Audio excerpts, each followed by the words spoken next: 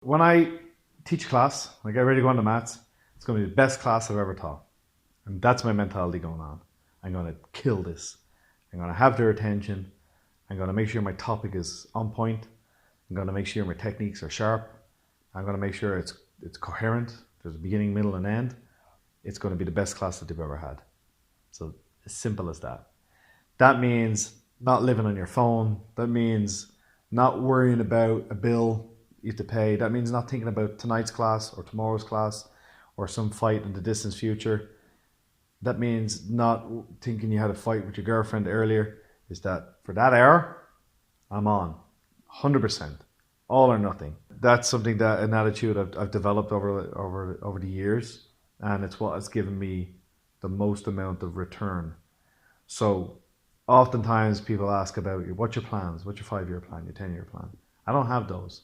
I have daily plans. And I've found that if you take care of the daily plans, the 5 and 10-year plans look after themselves. You don't have to worry about them. No point in saying 5 years time I'm going to have this.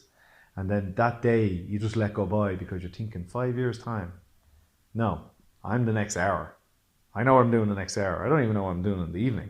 I know what I'm doing that hour. I'm going to get the best class I have. So yeah, that's my attitude. Know what it's going to be and kill it. God, there's so many. I'll probably again quote the idea of simplifying. Keep things simple.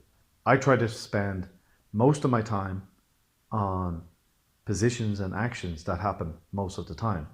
Now that sounds incredibly obvious, incredibly simple, and yet all the time I'm watching classes and I'm looking at seminars and stuff, and they're showing techniques and positions that I've never seen happen once in a high-level contest, whether that's high-level jiu-jitsu or high-level MMA.